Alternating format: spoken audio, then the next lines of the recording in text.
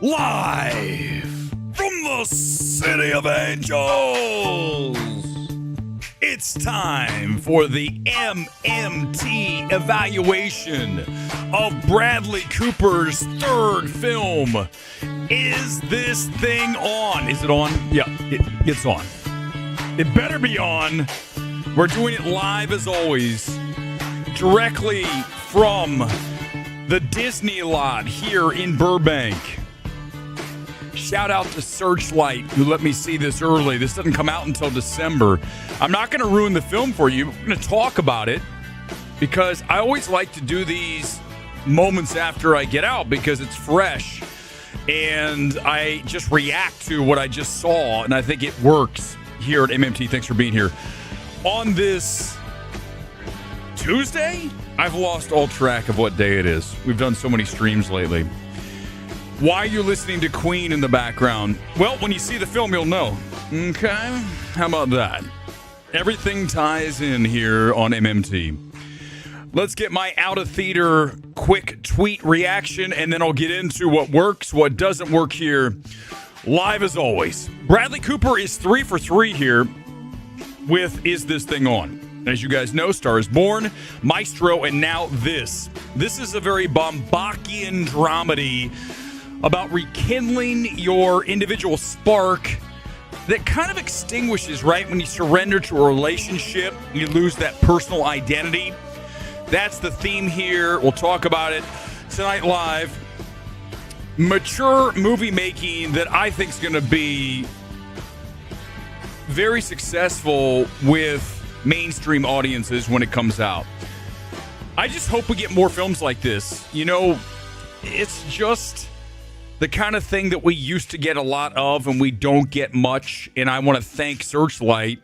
Thank God they have this film and not Netflix, because you're going to see it in theaters here in a couple of months.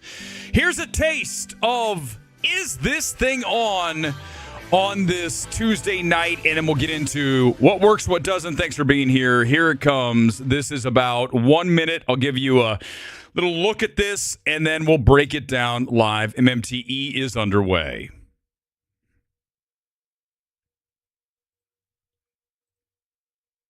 Me. Well, you better head down there then.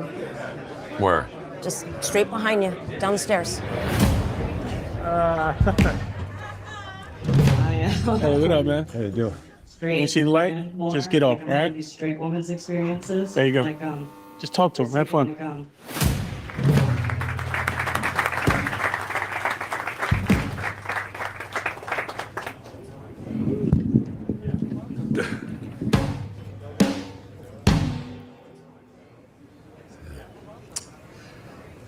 Tell a joke. I think I'm getting a divorce.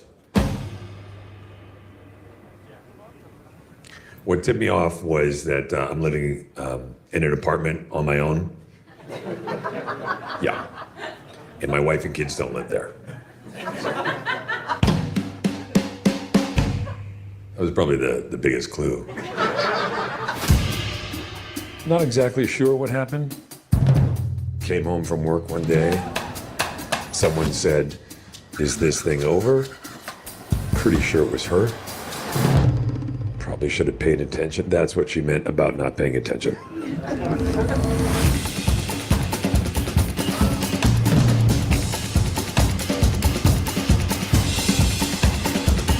The real relationship is finding somebody you can also be unhappy with. Somebody who has your back. We stopped having each other's backs.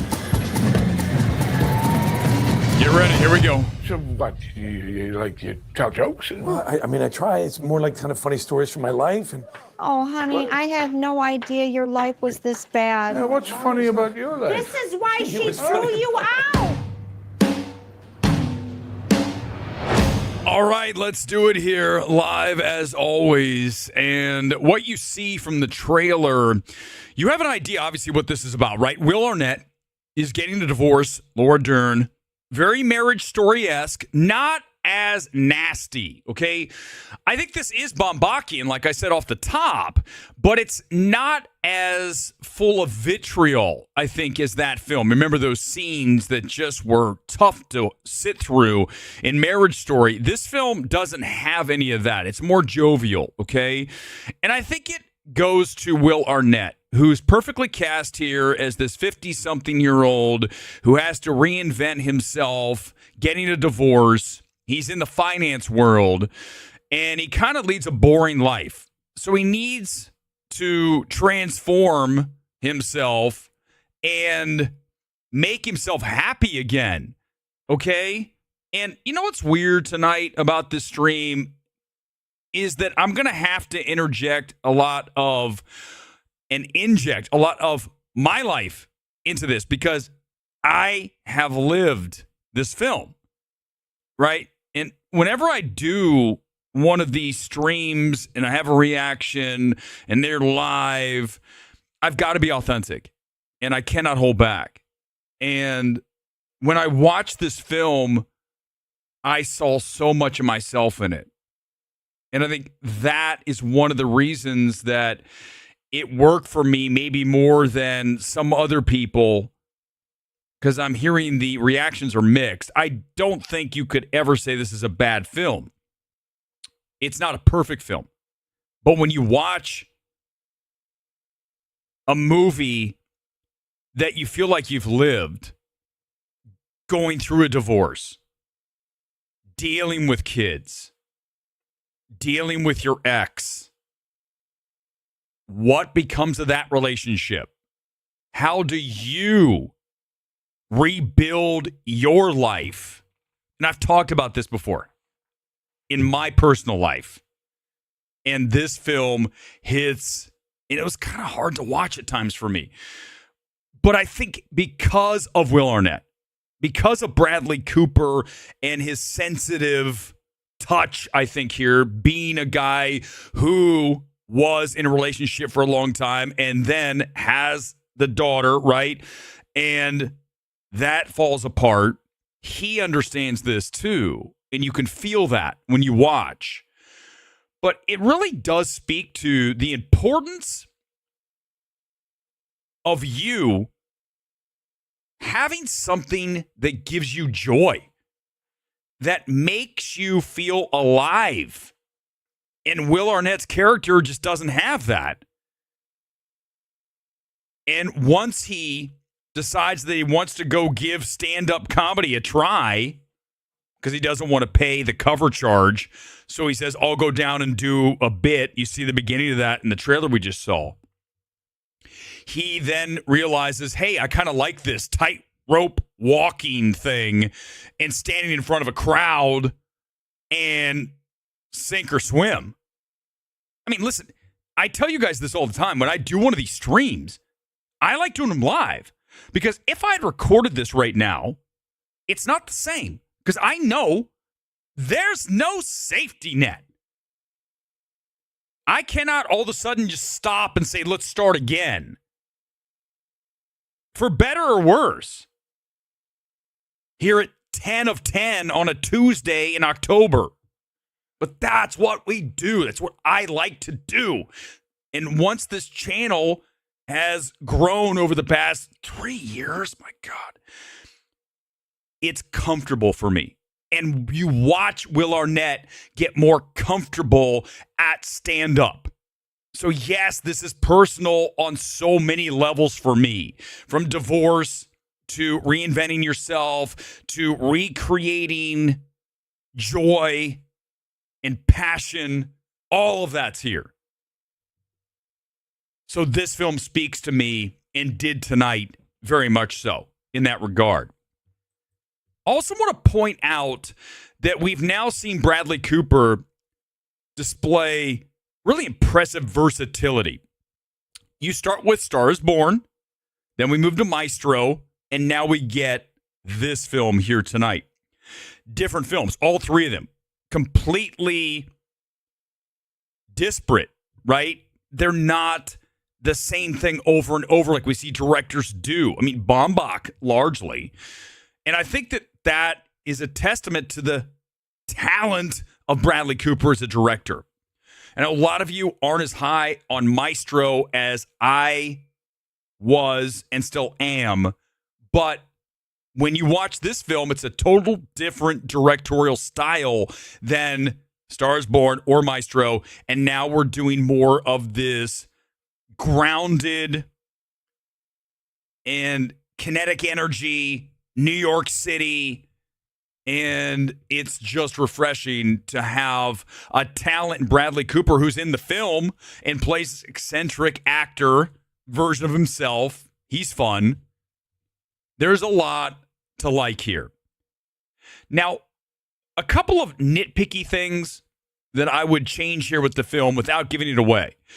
I don't think that Cooper shows enough of Will Arnett's actual work life, right? He does this on the side. He says he's in finance, but we never see where he goes. Like, just one scene, him walking into the gigantic, financial center in the middle of Manhattan and saying hi to his secretary. Just this mundane but high-paying life. That would do more for this film. Okay. Also, I think you need to make New York City even more of a character here. Baumbach does that so well. You talk about my favorite Baumbach film, and it's, I've only said it how many times here? Mistress America. And if you watch Mistress America, New York City is a very prominent character in that film. You feel the scope of New York City. Here you don't. You feel the intimate environment of the underground comedy club, and you see the home life out on Long Island, I would assume. Not a New Yorker. I just assume that's what it looks like. And so we get that, but we don't really get the scope. I think there's an opportunity for him to use a drone shot, bring it in, show me the size of Manhattan. I know he's there because that's where he calls home. So why don't you make it a little bit more New York City-y? So that's, again, a little nitpick, but I think it's fair. And this is why, man, I wish that I had the opportunity to work at a studio level and watch some of this coming in the dailies and say, hey, what about we do this? Have you thought about this and that? And these are the things I think I bring to the table no one else does. Just listen, it is what it is. And you guys know, MMT gold standard. Don't need to say it every time, but I will. I'm going to give it an 87%. B+, I don't think it's as funny as you might want it to be. But again, my personal experience with the film makes it more relatable to me. But I still think even if you haven't lived some of this film and you're just sitting down for a mature movie, you're going to enjoy Is This Thing On when it comes out in 2 months. I mean, we're a long way down the road. This is a very early review. And by the way, we don't have to do This Is Not a Review because it's already shown. There's already reviews on Rotten Tomatoes. So all that's out there. But they're trying to get this thing going. And I will say, we've been doing this throughout a lot of the reviews and the evaluations that we do here. We talk about the Oscar opportunities of a given film because this time of year, as you guys know, when you start hitting October, November, December, you're talking about the award films. Searchlight, we've discussed this how many times? One of the leading award studios, right? Owned by Disney now. Used to be Fox. They really have left Searchlight to their own. The only thing they did is got rid of Fox and just called it Searchlight. But Searchlight will always have a contender. This year's going to be interesting because they really don't have a number one film. I think they're going to try to make this happen. I don't think it's strong enough. Now, is it better than a lot of films I've seen this year that are going to get in instead? Yes. Okay. Go back to a film that's an absolute mess like Sinners. Tonal. Wow. What is this? We'll just shove everything in there. Right. And you go back to One Battle After Another. I enjoy this film more. I think it's a stronger film because it has a very specific vision of what it is.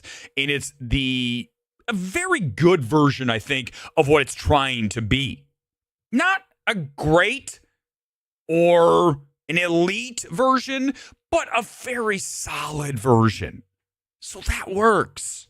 But getting anybody in here is going to be very difficult. So you ask me, what are the Oscar opportunities here? I don't see them. Just being honest with you. It's not going to happen. That doesn't mean this film isn't worth your time when it comes out in December. And we'll talk more about this film, obviously, in the weeks and the build-up.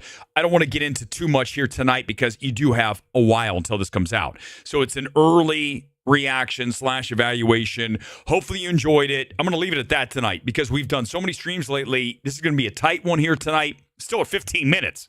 Not bad. Okay? I think we did it all. I'll be back on Thursday with the Springsteen movie. We'll discuss that. The MMT evaluation of that coming up on Thursday. Until then, peace out from Los Angeles. We'll see you next time. Enjoy the rest of your week. Bye.